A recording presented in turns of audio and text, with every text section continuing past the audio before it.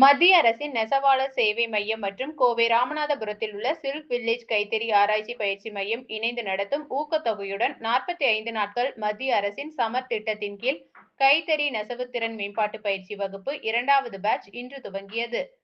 Kovai Ramanathapuram silk village கைத்தறி மற்றும் ஆராய்ச்சி பயிற்சி நிறுவனத்தில் மத்திய அரசின் சேலம் நெசவாளர்கள் சேவை மையம் சார்பில் சமர் 2வது பேட்ச் துவக்க விழா இன்று நடைபெற்றது.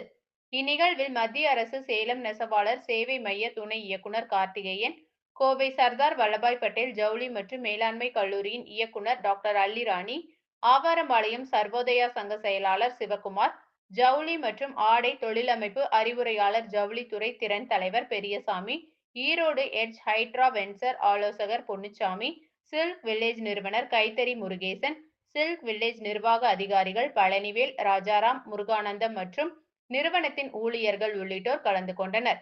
45 நாட்கள் பயிற்சியில் கைத்தறி, ஜக்கார்ட் டிசைனிங், மேட் வீவிங் உள்ளிட்ட வகுப்புகள் நடைபெறவுள்ளது.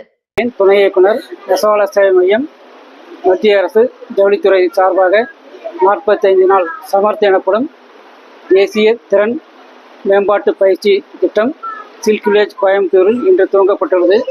21 ட்ரெயினர்ஸ் மூலமாக பயிற்சி தரப்பட்டு அவர்களுக்கு வேலைவாய்ப்பும் இந்த பயிற்சியின் மூலம் தரப்பட உள்ளது. இதற்கு ஸ்டைபண்டும் தரப்படுகிறது. இந்த பயிற்சியின் மூலம் தொழில் கற்றுத்தரப்பட்டு அவர்களுக்கு வேலைவாய்ப்பும் அல்லது தொழில் முனைவோருக்கான திட்டமும் இந்த பயிற்சியின் மூலம் தரப்படுகிறது.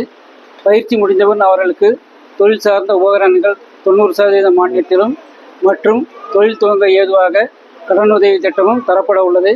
இந்த பயிற்சியினை அனைவரும் பெற்று பயன்பெறுமாறு கேட்டுக்கொள்கிறேன்.